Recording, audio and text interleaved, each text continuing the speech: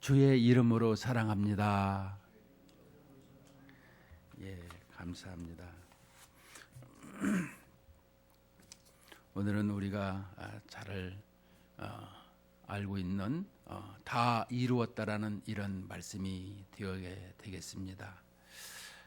다 이루었다.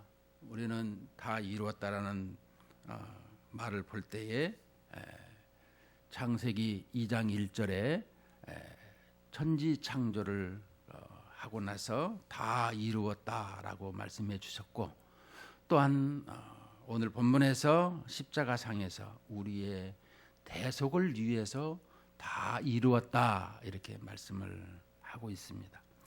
또한 요한계시록 21장 6절에도 보게 되면 나는 알파와 오메가요 시작과 끝이라고 말씀하시면서 다 이뤘다는 재창조의 이루심을 성경에서는 말씀해 주고 있습니다.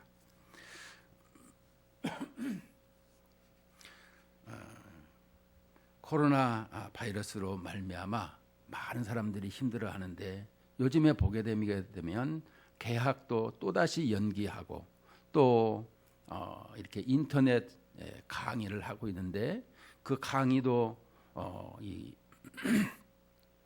많은 사람들이 컴퓨터가 없을 때 이렇게 어떻게 해야 되나 하고 있는 것을 보면서 이 학교에서나 또 이 단체에서 노트북으로 대여하는 것을 보고 있습니다.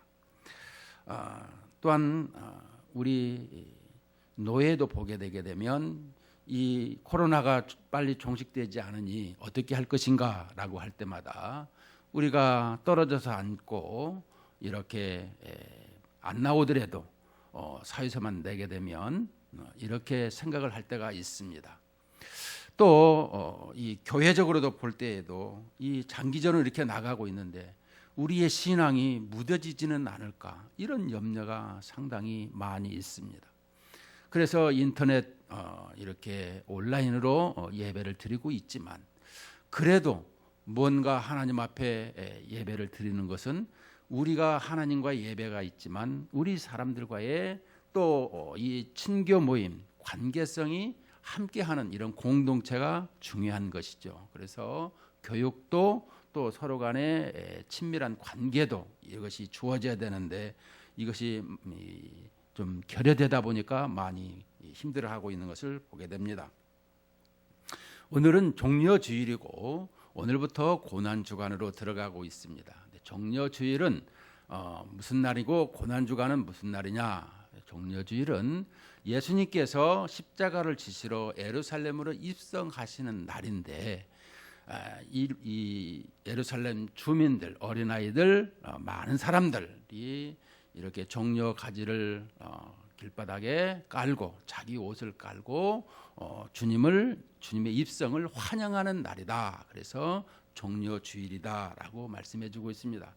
왜냐하면 우리에게 십자가를 지시러 지금 예루살렘에 올라가셔서 있는, 그리고 이제 십자가를 지시는 이런 것을 통해서 우리는 고난을 이렇게 주님과 함께하는 이런 시간이 된다라고 말씀해 주고 있습니다.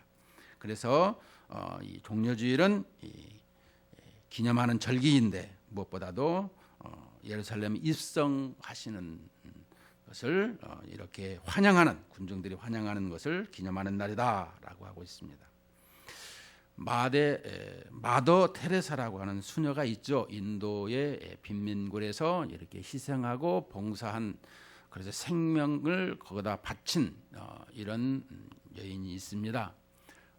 나중에는 결국에는 노벨 평화상도 받게 되었지만요, 그녀가 쓴 이보다 더 큰 사랑은 없다라고 하는 책이 있습니다. 이보다 더 큰 사랑은 없다.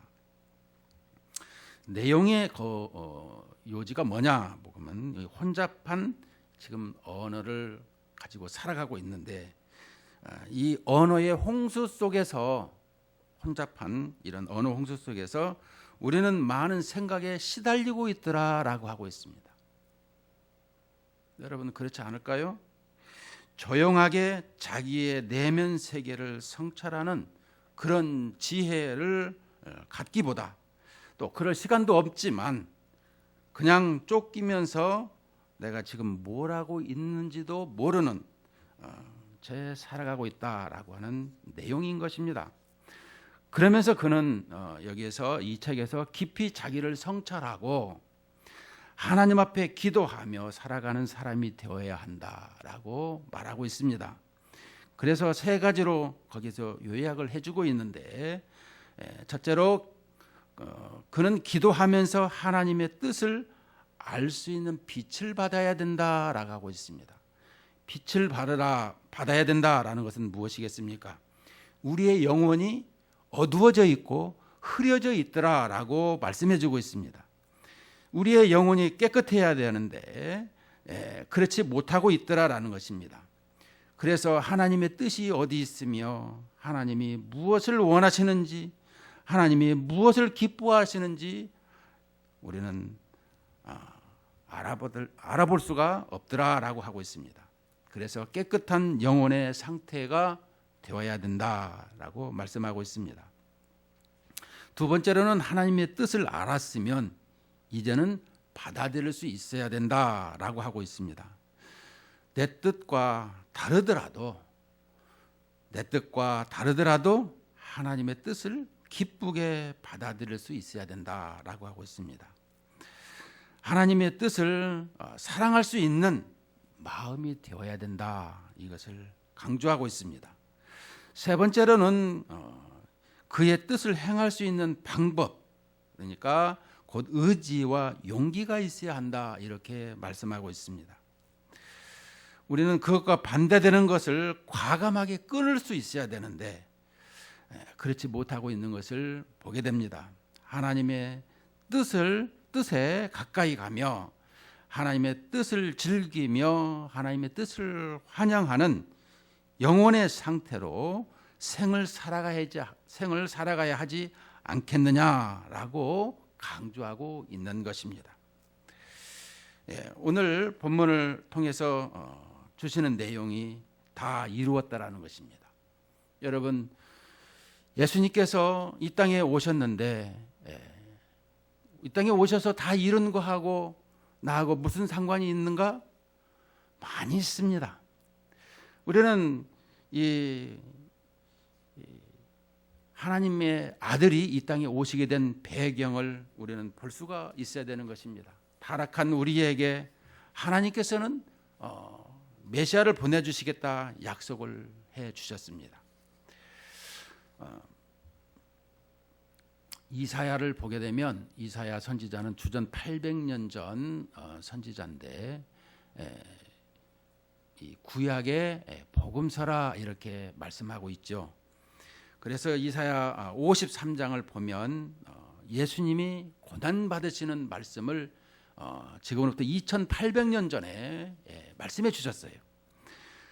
그는 멸시를 받아 사람들에게 버림받았으며 간고를 많이 겪었으며 질고를 아는 자라 마치 사람들이 그에게 얼굴을 가리는 것 같이 멸시를 당하였고 우리도 그를 귀히 여기지 아니하였도다.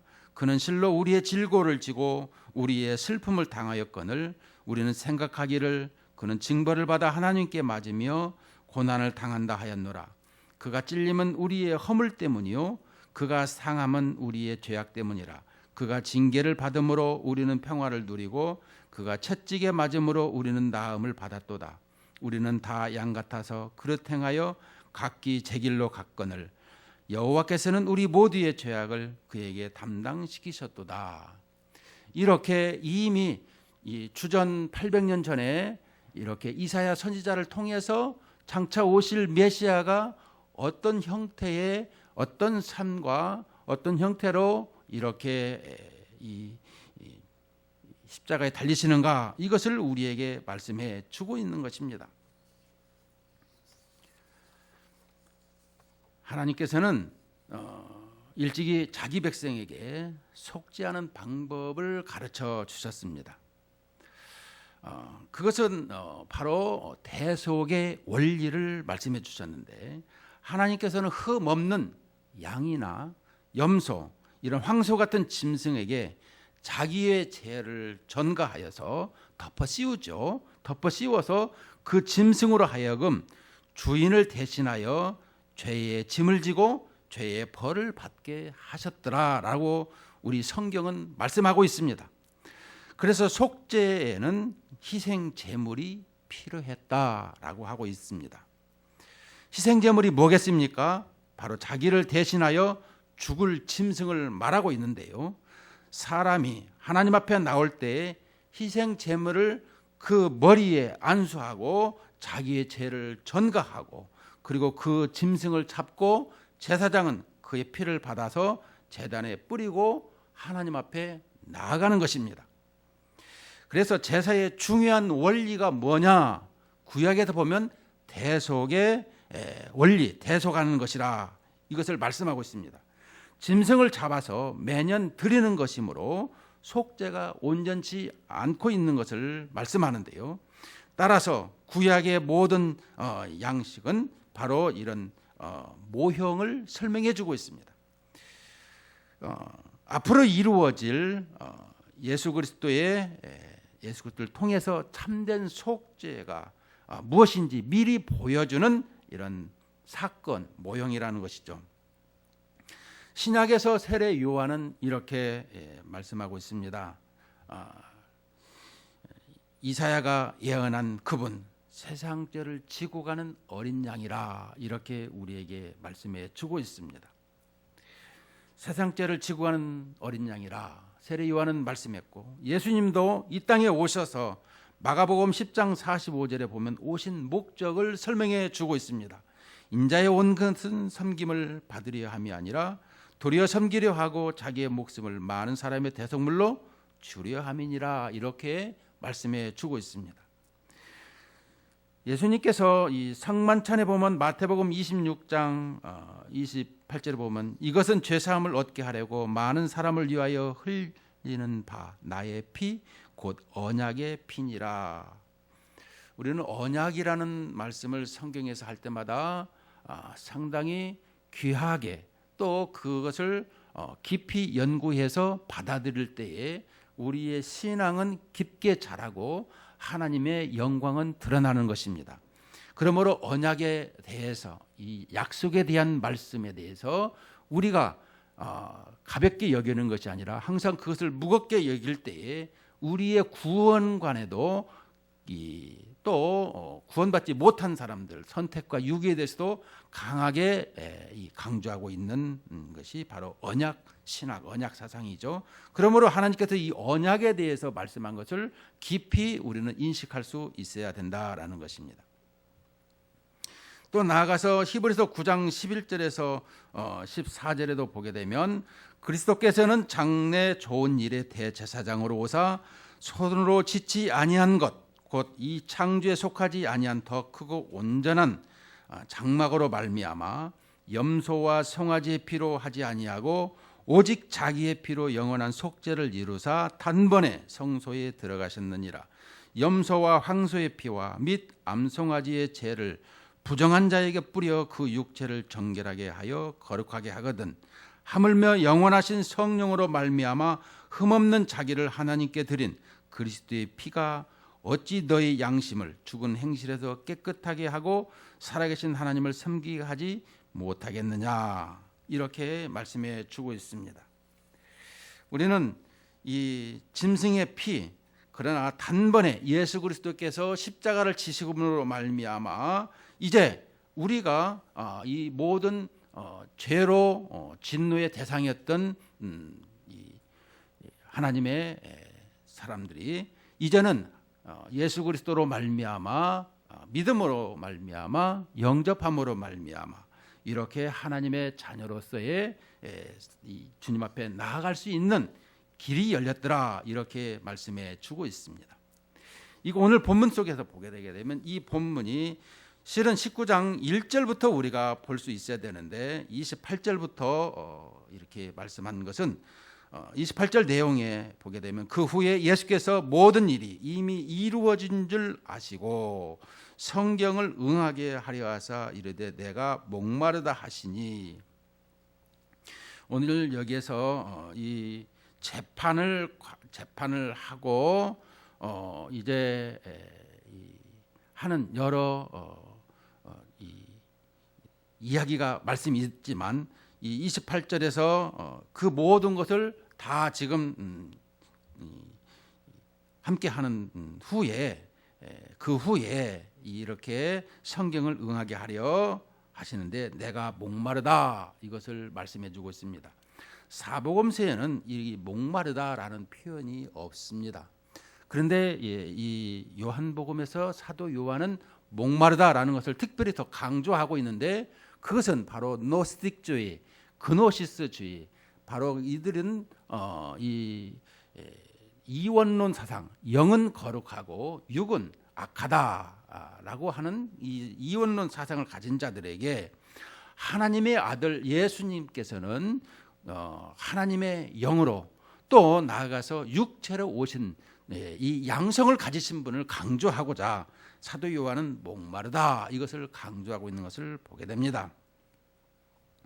문제는 우리에게 오늘 주신 말씀 속에서 이 내용을 보게 되게 되면 이 십자가에 달린 자마다 저주를 받았다 이것을 우리에게 설명해 주고 있습니다. 갈라디아서 3장 13절에 보면 그리스도께서 우리를 위하여 저주를 받은 바 되사 율법의 저주에서 우리를 속량하셨으니 기록된 바 나무에 달린 자마다 저주 아래 있는 자라 하였음이라. 오늘 19장 18절의 말씀을 보게 되면 그들이 거기서 예수를 십자가에 못 박을새 다른 두 사람도 그와 함께 좌우편에 못 박았으니 예수는 가운데 있더라. 그러니까 나무에 달린 것을 얘기할 때마다 저주받았더라 이것을 설명해 주고 있는데 그것은 일찍이 구약 신약 신명기 21장 23절에서 그 시체를 나무 위에 밤새도록 두지 말고 그날에 장사하여 내 하나님 여호와께서 내게 기업으로 주시는 땅을 더럽히지 말라. 나무에 달린 자는 하나님께 저주를 받았음이니라 이렇게 말씀해 주고 있습니다. 그러니까 이 나무에 달린 자는 일찍이 다 저주받은 자라 이렇게 설명을 해주고 있는데 그것은 하나님께서 저주받은 자는 이렇게 나무에 달리게끔 하셨더라라고 설명해 주고 있습니다.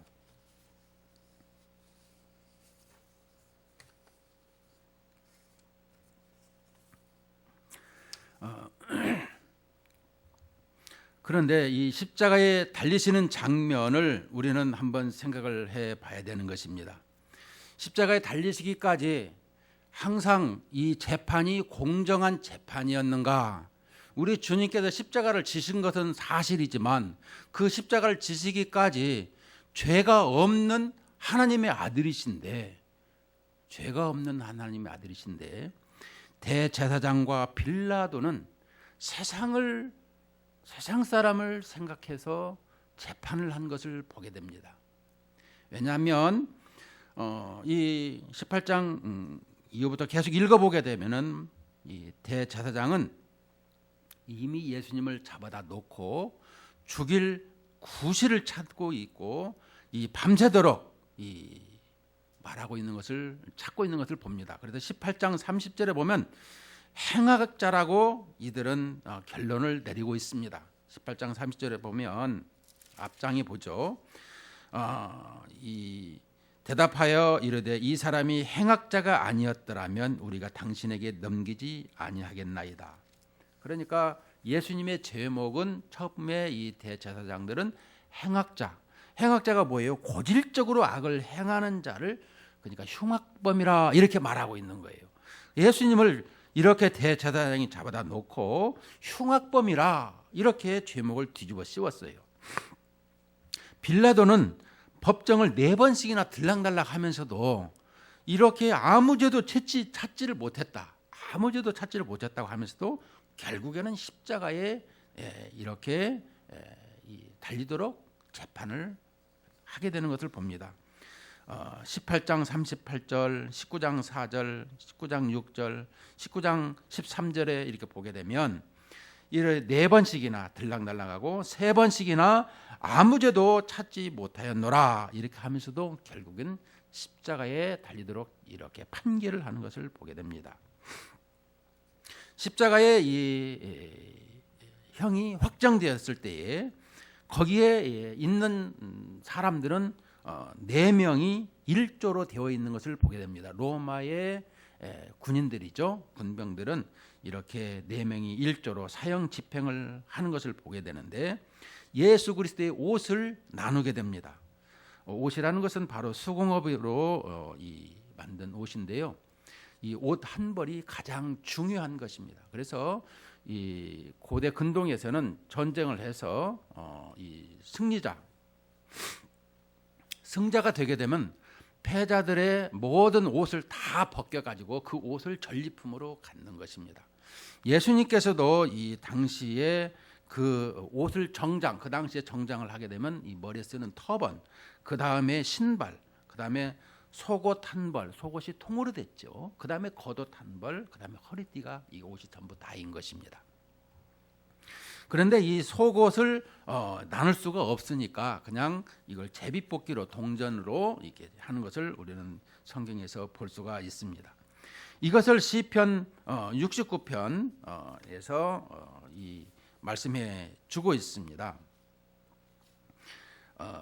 이 예수님께서 십자가의 이 고통을 받고 있는 모습, 이 내가 목마르다라고 하는 이 모습을 시편 69편, 시편 22편에 보게 되면 그들이 쓸개를 나의 음식물로 주며 목마를 때에 초를 마시게 하였사오니 내 힘이 말라 질그릇 조각 같고 또 내 혀가 입천장에 붙었나이다. 주께서 또 나를 죽음의 진토 속에 두셨나이다.